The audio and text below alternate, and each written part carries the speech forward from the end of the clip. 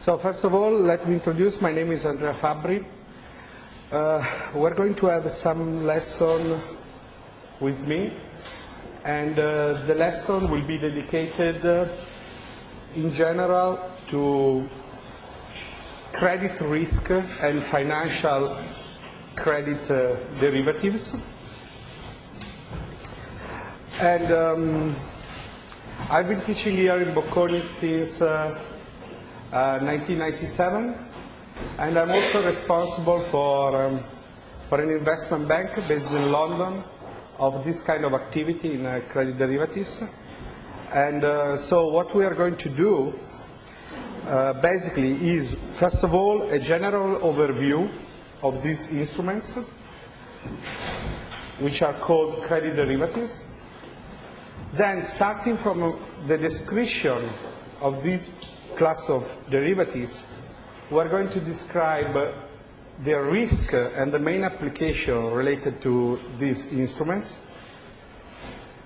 And that will be done between today and tomorrow. Then tomorrow, we're going to discuss one of the main applications of credit derivatives, which is called synthetic securitization. And then, in the remaining part of my lesson, we're going to analyze another very important asset class related to credit risk, which is the traditional securitization, also called cash securitization. So basically, this will be the main subject we're going to analyze during my lessons. First of all, let me speak about the importance of these financial derivatives in the market. These are like the last generation of derivatives, credit derivatives, and basically the first transaction in credit derivatives was done around 1995, 1996. So as you can imagine, it's a kind of really, let's say, young asset class. The market, just to give you an idea of the growth of this kind of market, in 1997, 1998, according to the official statistic of British Bankers Association, the volume in this kind of instrument was about $350 million. What we are talking now, according to ISDA statistic and also some other official statistic like International Monetary Fund, we're talking about $25,000 billion volume in credit derivatives. So just to give you an idea of the impressive growth of this instrument in the market. I would say that, for example, in UK, 90% of banks use this instrument on a daily basis. Whilst, for example, in Italy, it's only true for, let's say, the largest 7 or 8 banking group. So it's still like an underdeveloped market if you compare to UK and especially US. So given the idea of really the importance of the growth, for example, ISDA, in the last statistics, shows that the growth of credit derivatives in the market is about 120% per year. So it's really like an impressive growth. If you consider other, let's say, more consolidated derivatives such as interest rate derivatives or, I don't know, equity derivatives. So just to approach this instrument, maybe it's the first time you have heard about that. Has everyone heard about this instrument before? 1, 2, 3? Okay. 4. Main application of this instrument are related to 2 purposes for banks. The first purpose is related to hedging credit risk position that the bank has got in its balance sheet. For example, and we'll see in the details how the instruments work, but just to give you a simple idea, if a bank has a loan in its balance sheet, the bank can hedge the credit risk related to this loan by buying protection on that risk through a credit derivatives. So the main purpose, one of the two main purposes is related to hedge credit risk position related to the loan book of the bank. So an hedging purpose. Second, like any other kind of derivatives, the second purpose is related to trading of credit risk. So, for example, you can trade credit risk by selling protection through a credit derivatives. And we are going in a few minutes to see what does it mean. But just remember now, for the time being, that we are talking about two main purposes. First one is related to hedge loan position that the bank has got in its balance sheet. Second purpose is related to trading. Basically, try to make some profit by, for example, selling protection on a given credit risk.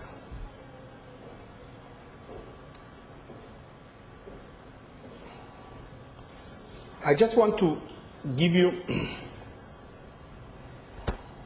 an idea of how the main instrument within the credit derivatives group works. This is called the credit default swap. That's the most important instrument in the credit derivatives market. Let's say that it's about 80% of the whole market is basically traded through credit default swap. What is a credit default swap? It's a very simple instrument from a conceptual point of view. We've got two counterparties, like in any financial derivatives, which two different views about the credit risk of a given company. So we've got the seller of protection and the buyer of protection. And you see default risk of reference entity, where for reference entity means a given company. So I just want to give you an example. Let's suppose that we are talking about, I don't know, whatever company. Let's stay in Italy. We're talking about Fiat risk. Everyone knows Fiat, the car? Okay. So let's suppose that we are trading the Fiat risk through a credit default swap. How does it work? The protection buyer, let's suppose that the protection buyer has given a loan to Fiat in the past, okay? And let's say that the loan is, I don't know, 100 million euro, okay? Now, for whatever reason, and then we will see when we talk about the application what reason we are talking about, this bank decided to hedge the credit risk of Fiat that is got in the balance sheet. Okay? So that bank becomes, in the transaction, the protection buyer. That means that through a credit default swap, he sells the credit risk of Fiat to another counterparty, which is the protection seller. Of course, due to the fact that the protection seller is undertaking the credit risk of Fiat, it has to be paid a premium, okay? Which is usually on a quarterly basis. That premium reflects the credit risk of Fiat. As you can imagine, the riskier is the company that has been hedged in the transaction, the higher is the premium paid by the protection buyer to the protection seller. So for example, as we will see later, if we use as a proxy of the credit risk of a given company the rating of the company, the lower is the rating, the higher is the premium paid by the protection buyer to the protection seller. Is that clear to everyone? So it looks like really a simple instrument. Then we'll go into the details. But just to give you an idea now of how it works. Okay? Then what happened? Let's suppose that this bank wants to hedge this 100 million euro credit exposure has got towards fiat.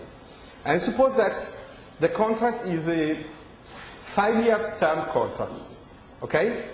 Now, if fiat doesn't default during the life of the contract, nothing happened, meaning that the protection buyer has paid during the life of the contract quarterly premium to the protection seller, and then the contract expires without nothing happened during the life of the contract. Okay? But if during the life of the contract fiat defaults, the protection seller has to do a payment to the protection buyer, which is called the default payment. Okay? Then we will see how this default payment is calculated.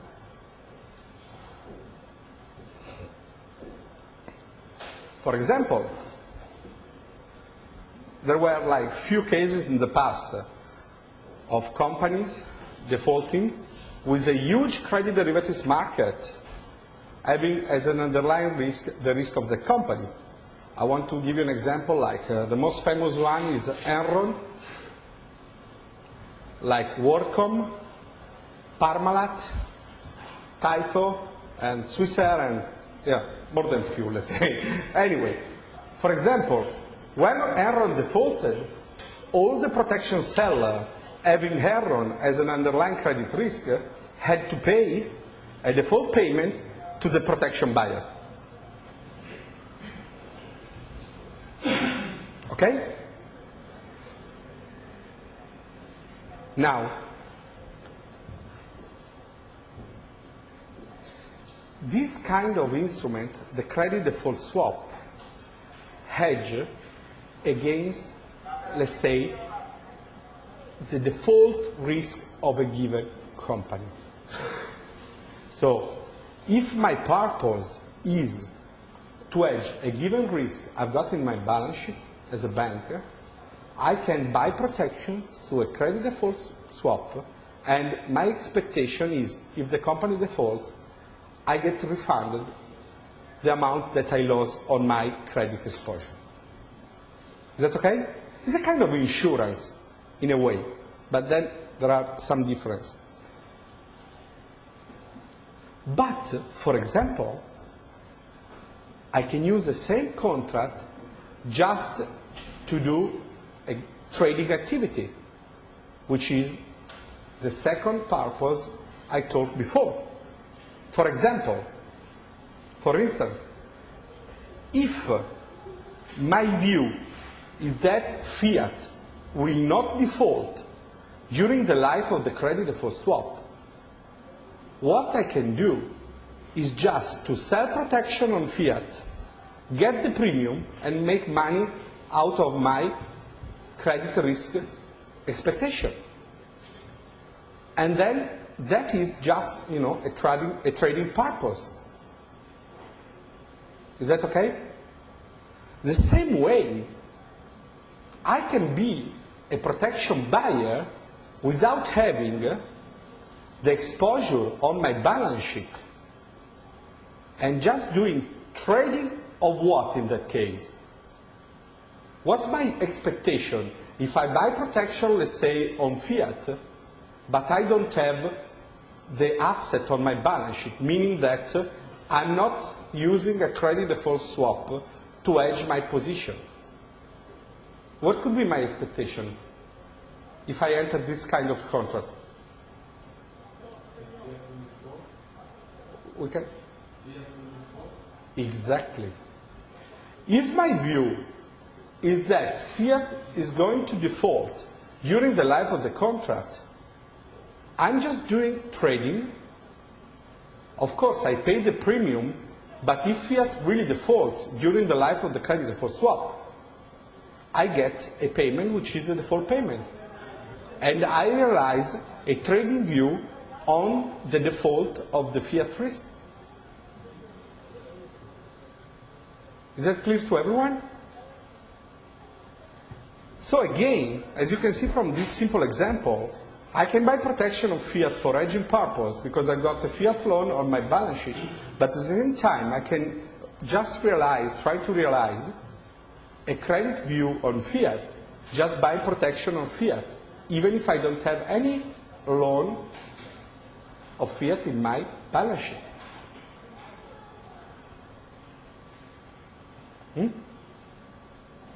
Now,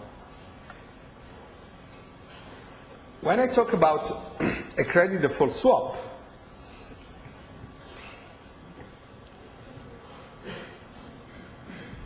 credit default swap, you can see there how it's written, the relative risk is the default risk of a given company. Again, reference entity means company.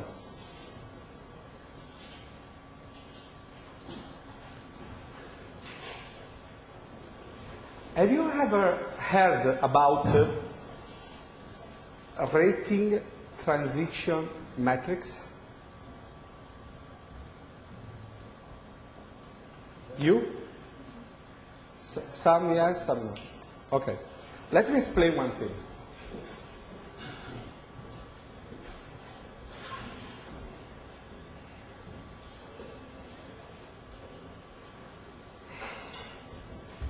Okay. This is an example of a transition matrix. This is a very important instrument for evaluating credit risk. What does it mean?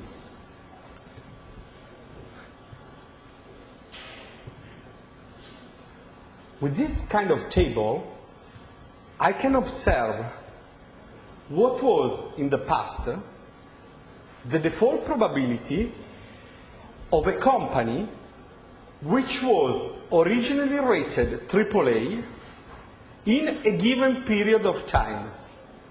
In particular, in this transition matrix, the given period of time is 1 year. Okay?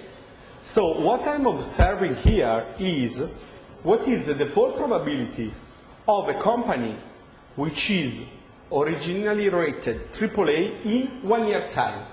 And you can see that, for example, from this table, which comes from Moody's, the probability of default of a AAA in a year time is 0%.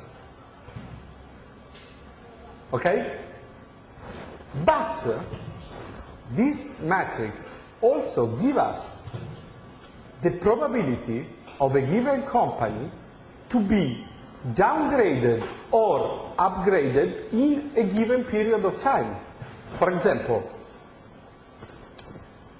the probability of a AAA rated company to be downgraded to single A in a year time is 0.67%.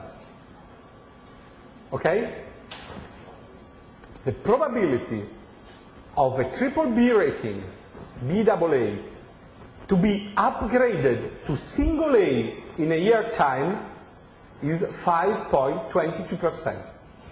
As you can imagine, the bulk of probability lies in the diagonal, meaning that the higher percentage is related to company remaining within the same rating bucket, especially if the period is short, like here, which is only 1 year.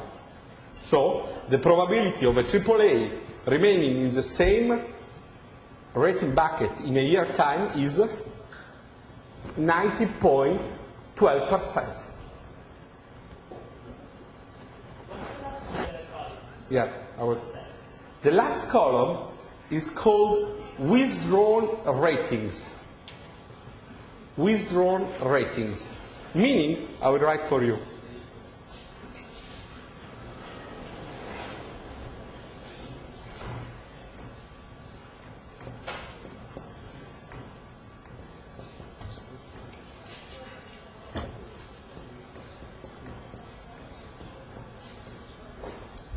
Here we are.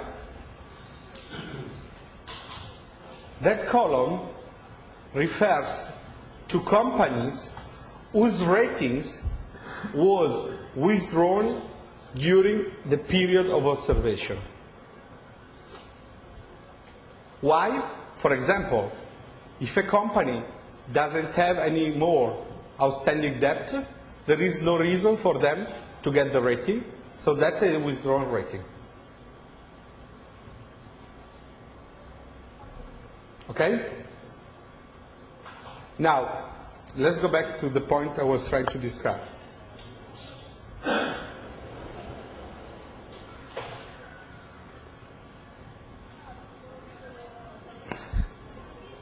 What a creditable swap is useful for, let's say when we talk about hedging purpose, is to hedge the protection buyer from the default risk. So, I'm talking about protecting the protection buyer from, for example, the probability that a triple B, meaning BAA rating, defaults in a year time, whose probability is 0.13%. Okay? Is that okay? So mainly, the credit default swap hedge the default risk of a company. Then we'll go back to describe more in detail the credit default swap. But now I just want you to focus on that, because the other credit derivatives hedge a different credit risk. And let me introduce to the second instrument within the credit derivatives, which is the credit spread option.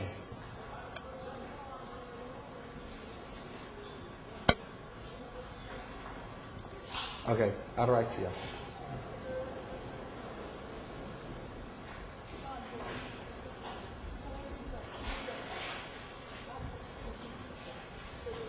The protection buyer,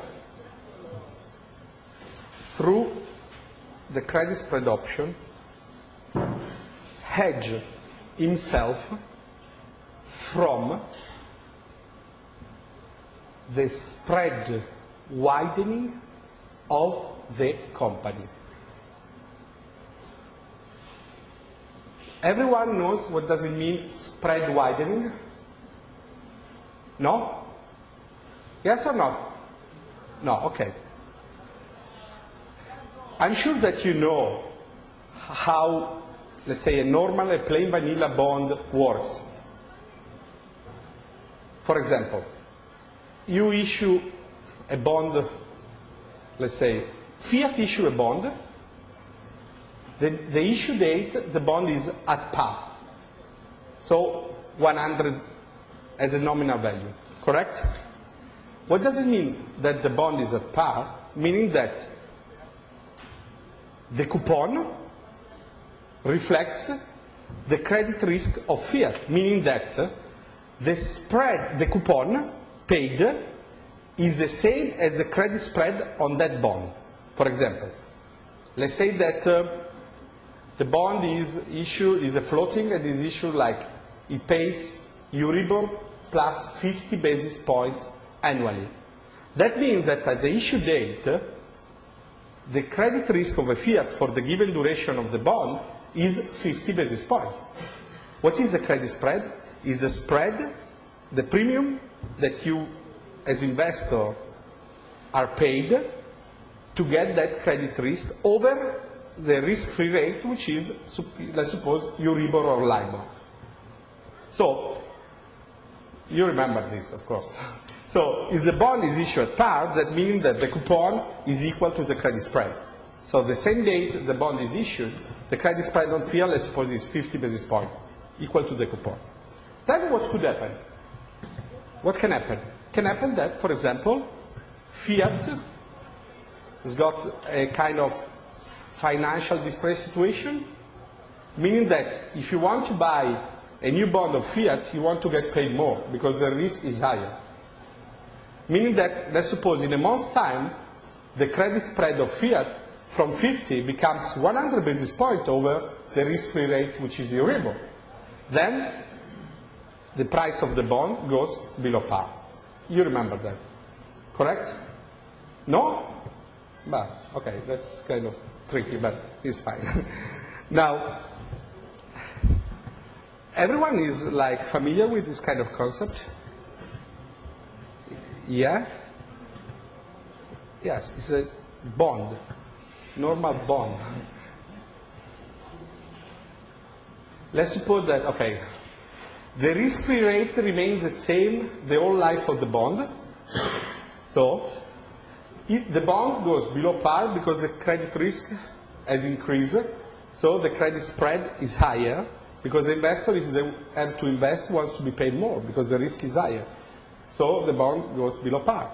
The other way around, you can have a bond above par because the credit spread has decreased during the life of the bond. Is that okay? Now, the same concept you can apply to the credit spread option, which means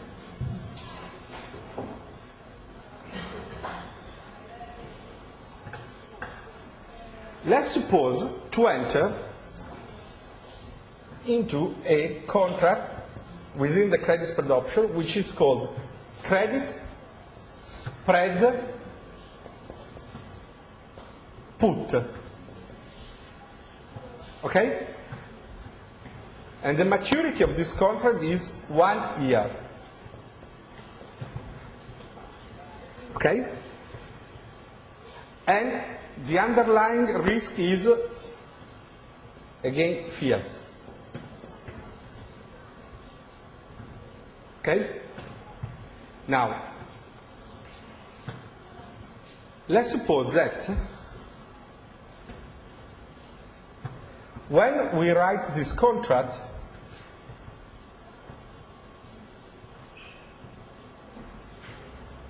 the credit spread on Fiat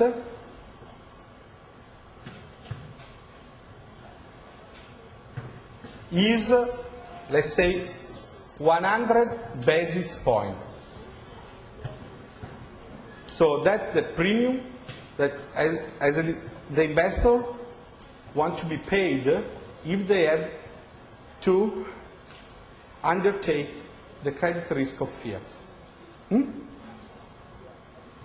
So, what is this? Is the market spread of Fiat at the beginning of the contract. Then you enter this option, and you have, at the beginning, of course, to indicate what is the strike spread. So the spread for which, as a put buyer, you can exercise the option. Of course, at the beginning, the contract will be out of the money. So let's say that the strike spread on Fiat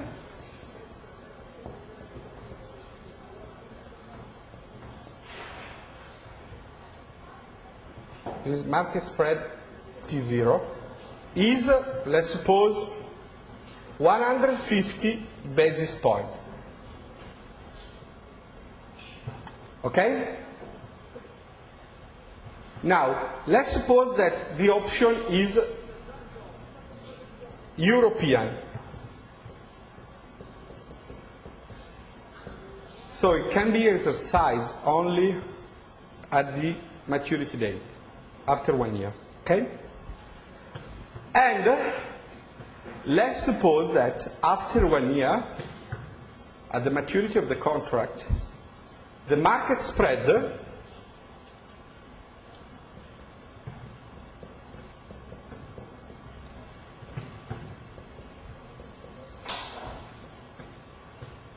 is 250 basis points. What does it mean? It means that during the life of the transaction, the credit risk of fiat has increased. So the investor wants to get paid more in order to undertake the credit risk of fiat. The payoff of the credit spread put will be, as you can see from the slide, the difference between the market spread at the exercise date after 1 year, T1, so 250 basis points, minus what? The strike spread. So 150 basis points multiplied by the notional of the contract.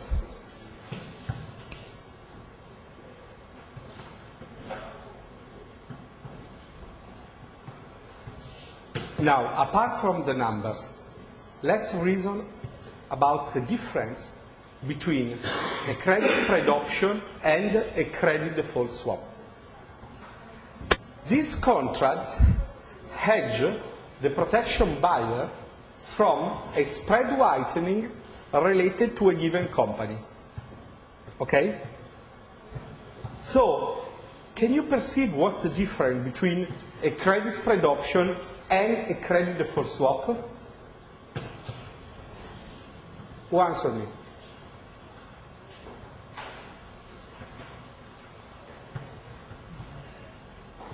The difference is that in the credit default swap contract, the protection buyer gets paid if and only if the default of the company happens during the life of the derivative.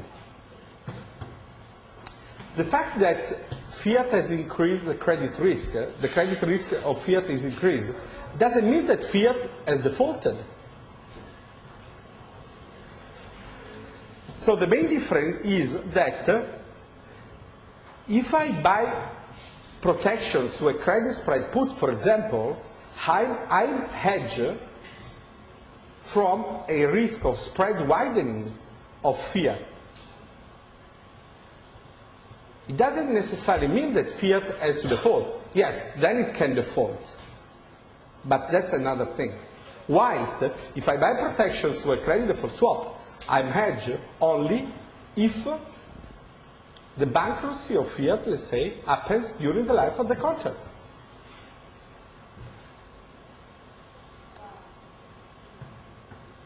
Is that okay?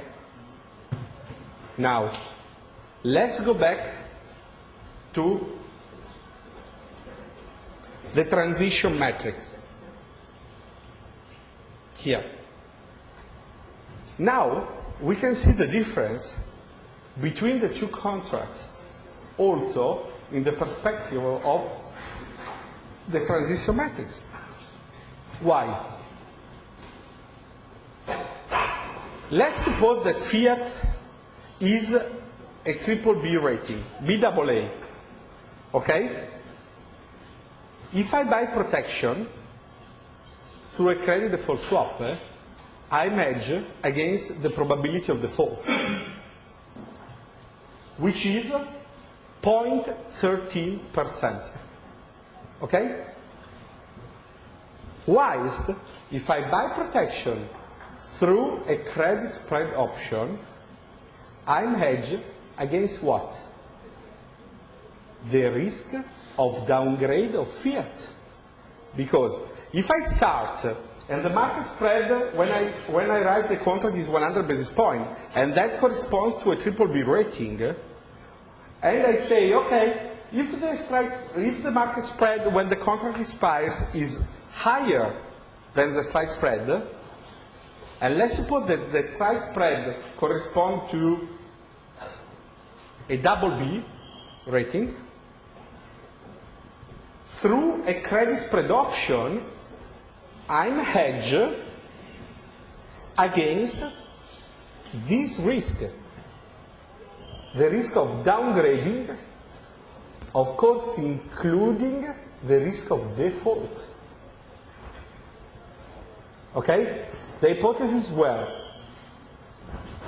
Fiat is a triple B, 100 basis point is the spread paid for triple B rating, 150 is the spread paid, let's say, for double B. So through this contract, I hedge not only against the credit risk related to the default of Fiat, but also I'm hedged from a downgrade of Fiat.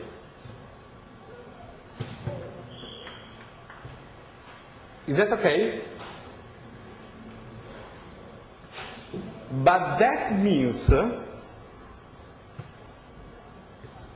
that if I buy protection through a credit spread put, like the example I've just done, will I pay a higher or a lower premium compared to a credit default swap? Yeah. Why? Sorry? Because the credit spread option is a bigger protection. Meaning that if only I look like the probability of realizing this event, the probability of, let's say, a company goes to default is only 0.13%. Whilst the probability of getting downgraded is what? It's the sum of 4.50%, 0.16%, 0.08%, and 0.13%. So of course the premium will be higher. Because as a protection seller, I got more probability to pay my counterparty. Because I'm not hedging the counterparty only from a default risk, but also I'm hedging the counterparty from a downgrade risk.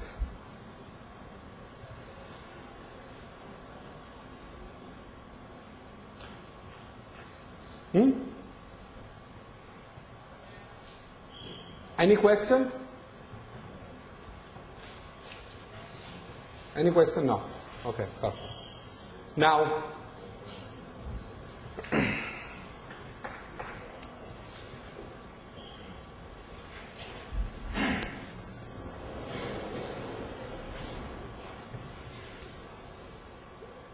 so credit spread option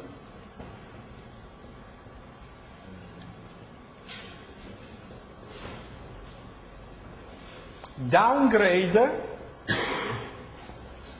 plus default.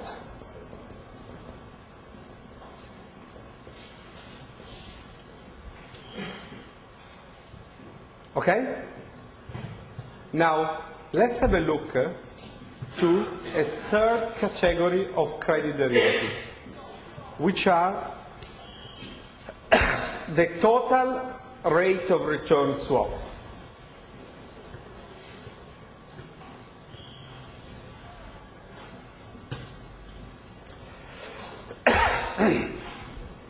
Feel free to interrupt me if something is not clear to you. Now, what is this? The protection buyer, through the use of a total rate of return swap, protects himself from the market risk of a given asset, which is here called reference obligation. The market risk includes the downgrade risk, the default risk, and also, you can imagine what?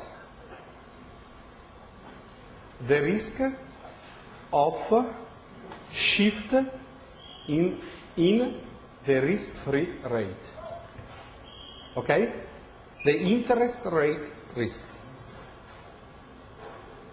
Let's see how it works and it will be clearer to you. Let's suppose that I am a bank and I've got an asset which is called reference obligation in my balance sheet. Let's say that I've got a bond, easy, a bond, which pays an annual coupon, okay? A fiat bond which pays an annual coupon. And that bond is on my balance sheet. When I enter a total rate of return swap, what I'm doing is the following. I transfer the cash flow of the reference obligation to my counterparty, which is the protection seller. In this case, what are the cash flow of the reference obligation? Exactly. So I transfer the coupon when I receive it to the counterparty of the contract. Okay? So let's suppose that I enter a 5-year total return swap and I'm the protection buyer. Every year I pay to the protection seller the coupon of the bond, which is my reference obligation. Okay? Then what? At the maturity of the deal, which is 5-year term, I do a repricing of the reference obligation. If the reference obligation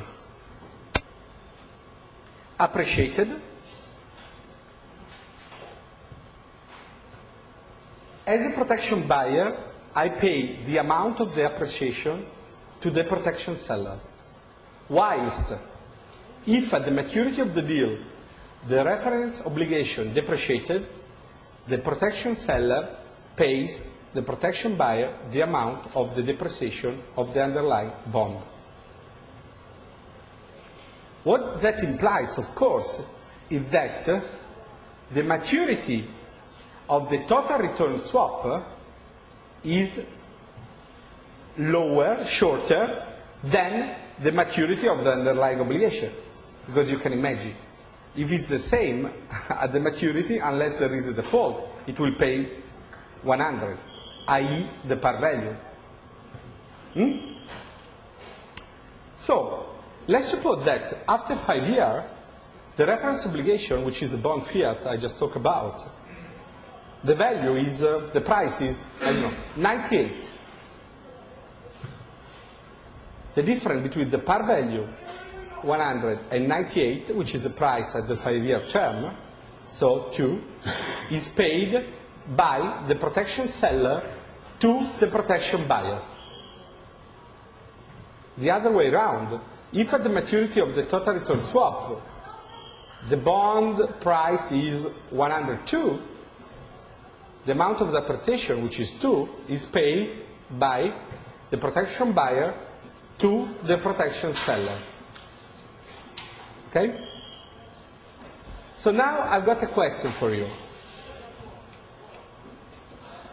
Which could be the causes that makes, for example, the bond price equal to 98 at the maturity of the total return swap? Who answered me?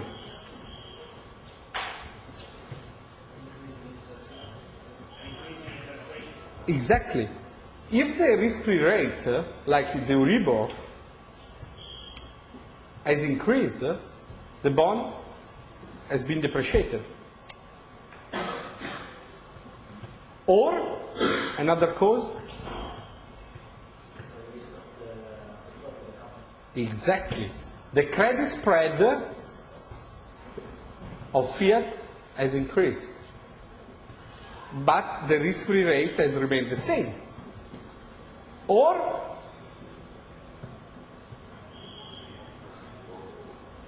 both, or one let's say, the increase of the credit spread is higher than the decrease of the interest, the risk-free rate. You know, that's easy. And the other way around, if the bond appreciated. No? Meaning what? That the protection buyer has been hedged from the market risk of the reference obligation, which is downgrade risk, default risk, let's say more in general credit risk, plus the interest rate risk. Okay?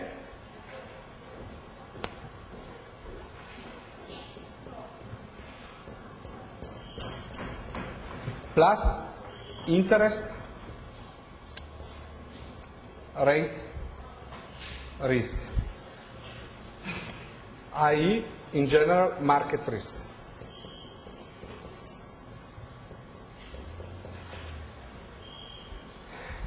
And now, simple question for you. The premium paid by the protection buyer in this contract will be higher or lower if compared to a credit spread option? Exactly.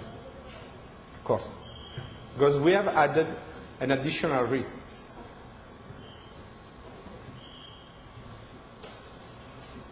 But now, I want to know from you, let's think about this kind of financial derivatives. Look at the position of the protection seller. Doesn't he have the same risk as if he bought directly the bond in the market? Think about that.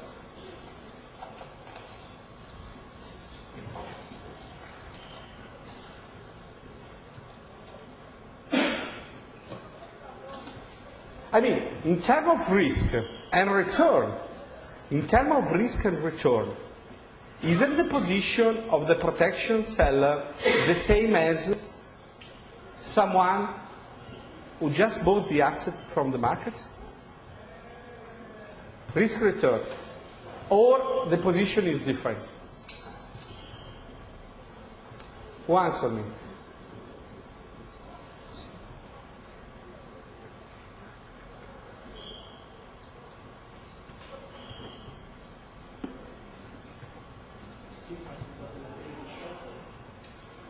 No, let's say we got the same maturity. So let's say that a counterparty buys a bond in the market and is forced to sell after 5 years, which is exactly the maturity of the total return swap. Sorry, I will ask. May I ask to you? Yeah, you. Yeah. If you buy a bond in the market, like a fiat bond, what is your return? What kind of cash flow do you receive if you buy a bond? The coupon, let's say, of the bond. Like, we have just done the example of having an annual coupon, no? So you buy your bond, and you receive what? The annual coupon. And if you have to sell your bond before the maturity, let's say that the bond is a 10-year term, but you have to sell after 5 years. What is your risk?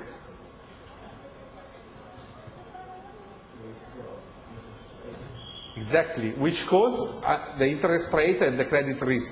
Which cause what? Exactly. So, if you are forced to sell the bond after 5 years, with a maturity of 10 years, so your coupon, I mean, your cash flow, your annual cash flow is the annual coupon you receive from the bond. And what? You've got the risk of selling the bond below par, which can be caused by, we have described that, we know that. Let's say a price risk, to make it easier. If you are a protection seller under a total rate of return swap, what is your cash flow and what is your risk? What do you receive as a protection seller? You receive? We have done that. You receive what from the protection buyer? You receive the annual coupon, because the annual coupon is transferred, you see, cash flow of the reference obligation. And after 5 years, when the contract expires, you got what? The price risk. Because if the bond is depreciated, you have to pay the amount of depreciation to the protection buyer. If you buy a bond, you receive the annual coupon. After 5 years, the bond value is 98. You have lost 2 points. Under a total return swap, it's the same. Because when you reprice the asset, if the value is 98, you still have to pay 2 points to the protection buyer. So, is it different risk-return profile? No. So, why do you want to enter into this sophisticated and complex contract? Whilst you can just buy the bond in the market.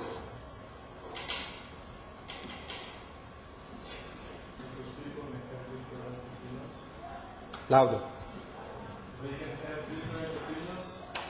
About what? You are a protection seller. You are taking the same credit view on that company. Because you got the same risk-return profile as a plain vanilla bond buyer.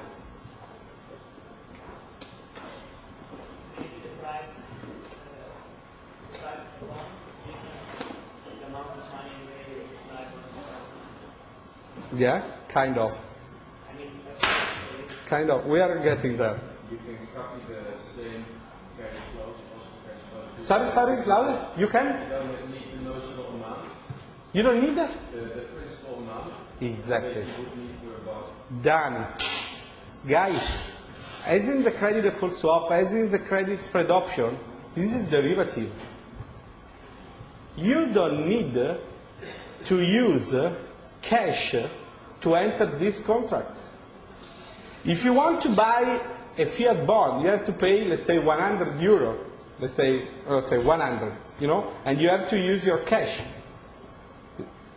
Here, you don't use your cash, meaning that you enter a synthetic position because it's just a derivative. That means that what? If, for example, I am a bank and I've got a high cost of funding. You know what is the funding of a bank? I think so, because otherwise it's not the fifth year. Okay? That means that if I got a high cost of funding, it costs me a lot of money to buy a bond, because I have to use cash and I have to pay the funding, the cost of funding, correct? Why? If I enter a credit derivatives contract, I can realize my credit expectation without using cash, so without suffering the cost of funding.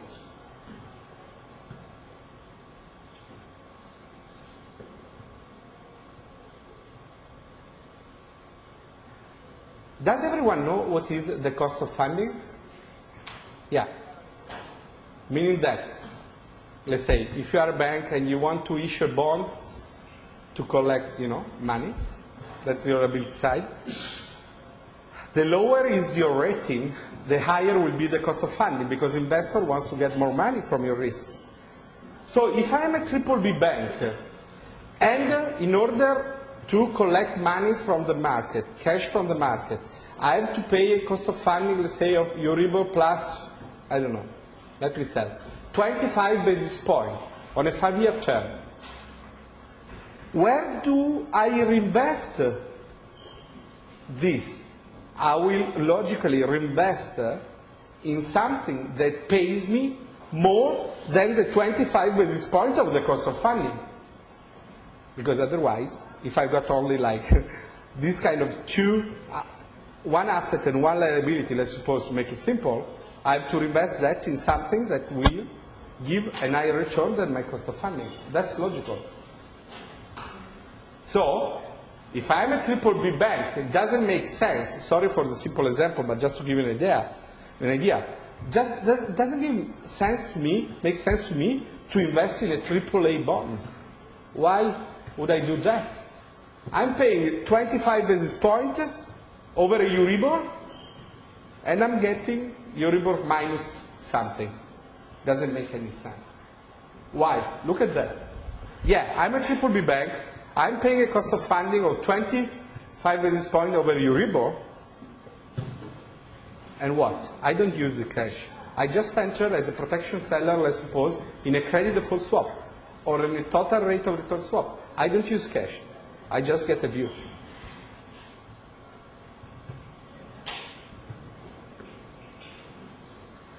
Is that okay? So that's really a kind of important application, because with this instrument, I'm not using my cost of funding because it's a derivative.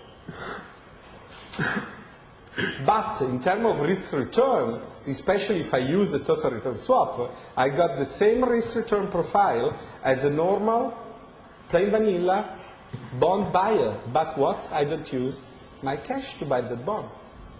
I recreate in a synthetic way the same risk return exposure.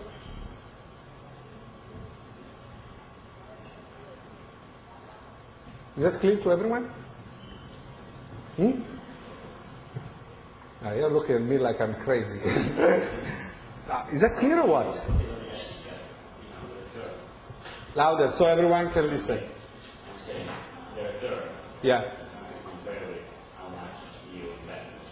So I think Yeah. they're the same.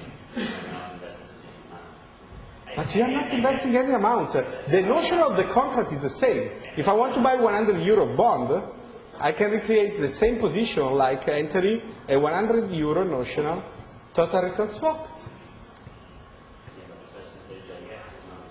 Of course it's the same. I mean, it's like an intraday swap. Do you exchange principal in an intraday swap? I don't think so. I got that. The fact is that you don't get how the return is the same. Because the risk is the same. If you invest 100, Yeah. you get 10, it's 10%. Yeah. If you don't invest 100, you get 10, it's not 10%. It's just 10. It's not 10%. I don't get this. If you enter a default swap or whatever swap with a 100, let's say notional, 100 euro notional, you got the same return for the same risk as you invest your cash. You know what I mean? It's like, if you invest in a bond, you get Euribor plus 25 basis points, let's suppose, for a given risk. If you invest with a credit default swap, you get only 25 basis points. Because you don't need the Euribor because you are not investing cash. Is that what you were saying? Okay, let's discuss later.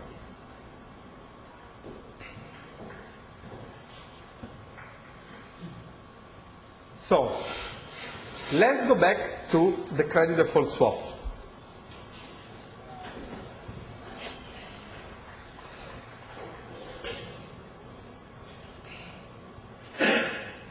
Now,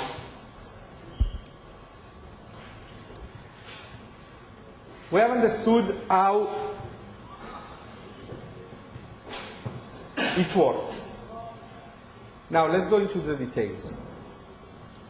I just generically talk about a default payment if, let's suppose, the company defaults during the life of the contract. Okay? Now, how this default payment is calculated?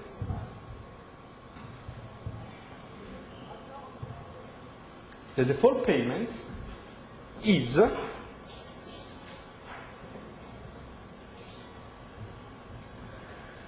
$100 minus the recovery value of the underlying asset.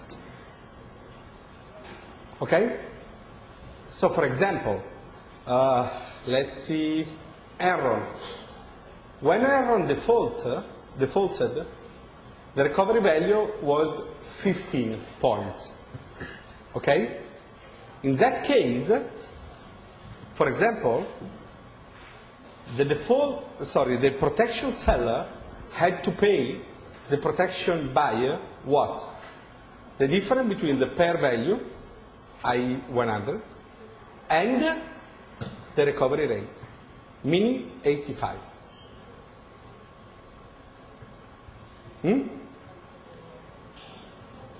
How the recovery value is calculated? When the default happens, a reference obligation, which is agreed at the beginning of the contract,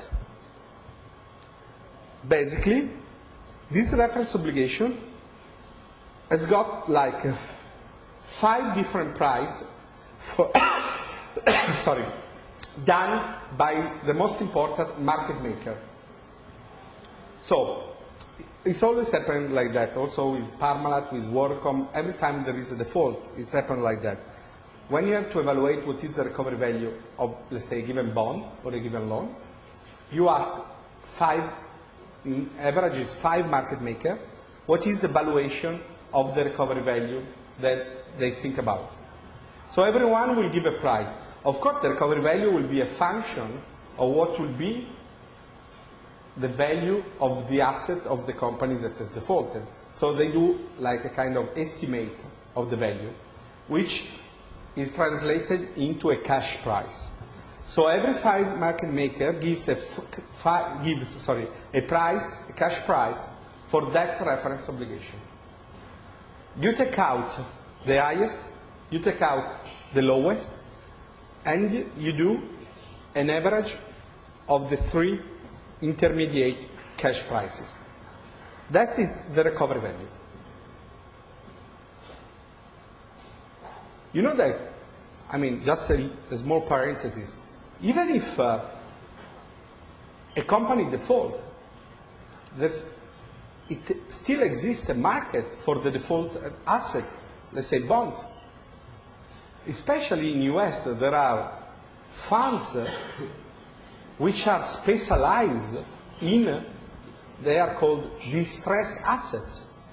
So they do trading of the recovery value of the company. They are usually called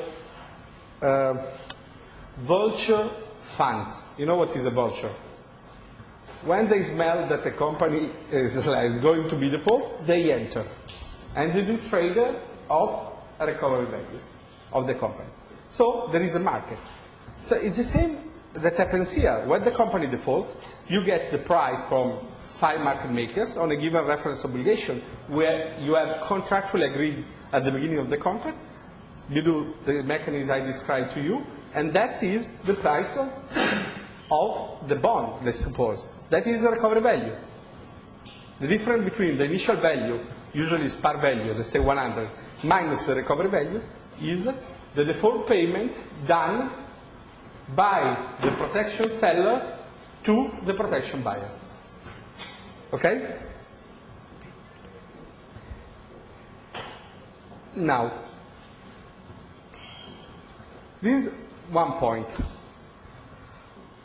Second point,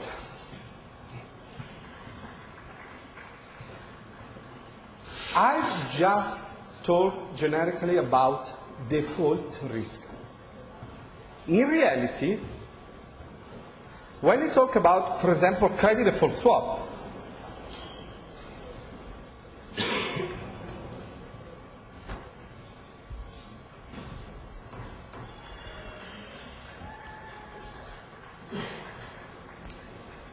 we are talking about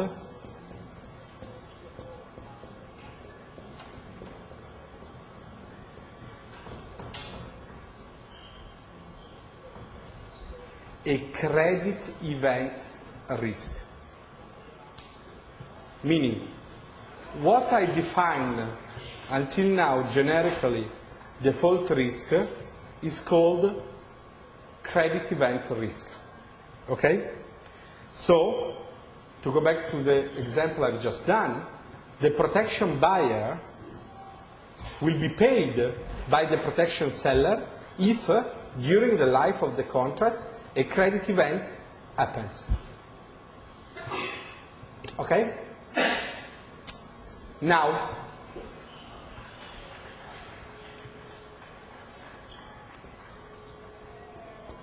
The three main credit events are bankruptcy of a company. For example, in US is the Chapter 11. So all the examples I've done till now, they are related to bankruptcy. Aaron, Workcom, Swissair, Parmalat, they are bankrupt company. Okay? The second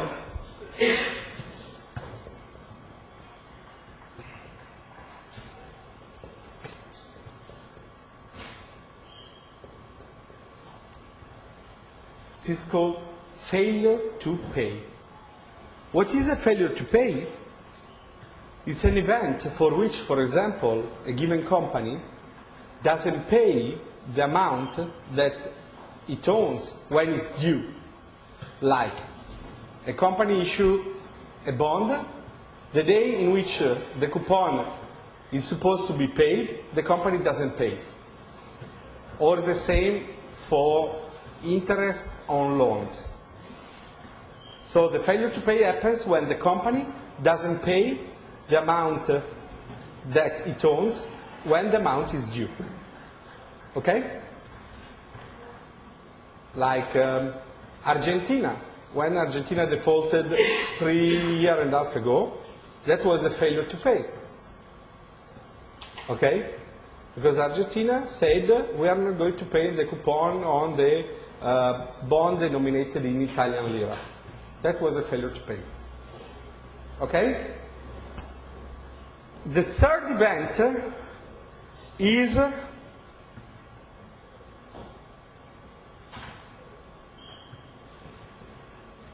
the restructuring. The restructuring is when a company restructures its liabilities in a way that damages the investor. For example, if a company, let's say, issues bond in euro or US dollar, but is a Russian company, and then it decides to convert into the domestic currency the bonds which were denominated in US dollar or euro, that's a restructuring. If a company, because of distressed financial situation, decided to cut down the coupon on a given bond, the coupon which was due, that is a restructuring. Okay?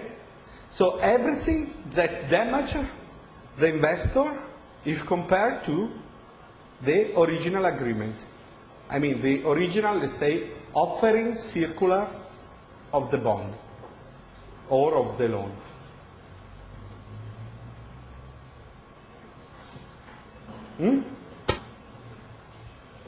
So, when one of these three credit events happen,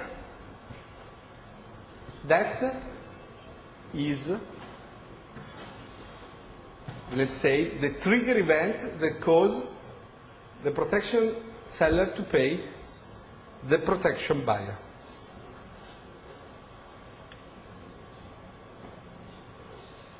Now, let's focus the last 10 minutes, please. Because we are going more in the detail of this contract, which looked like very simple at the beginning. The point is,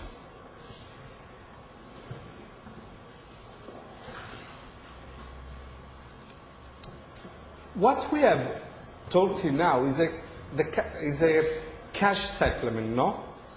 So if a credit event happens, the credit default swap is settled in cash.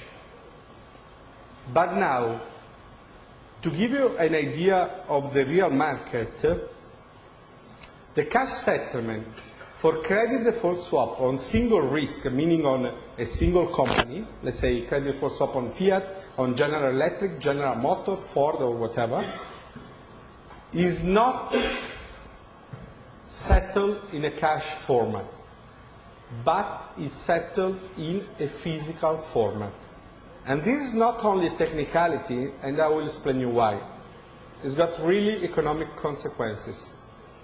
What does it mean, physical settlement? Meaning that, please pay attention to this. If a credit event happens, the protection buyer has to deliver an asset to the protection seller. This asset is called deliverable obligation.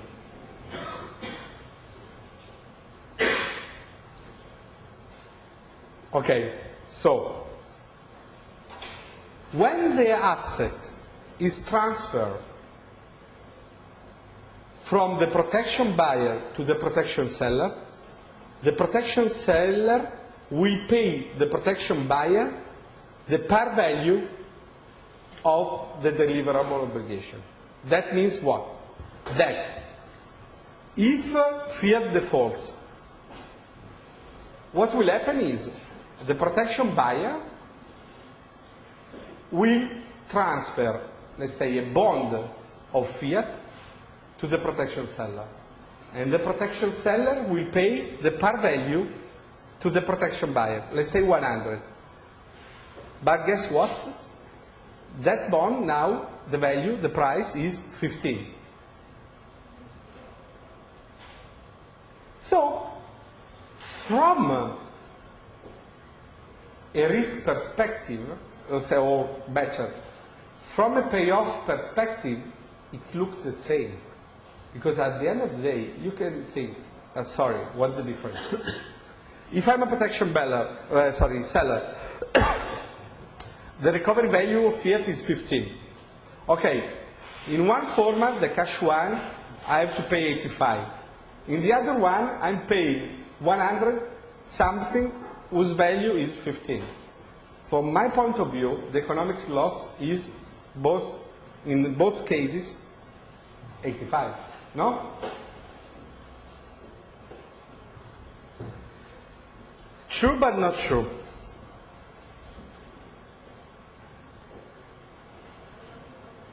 Because if, for example, we are facing a restructuring event, okay? That means that it's true that the company in that given moment restructured its liability and that could damage the investor. But it's also true that if the restructuring is successful, the company can recover its value because it's not a bankruptcy case. No?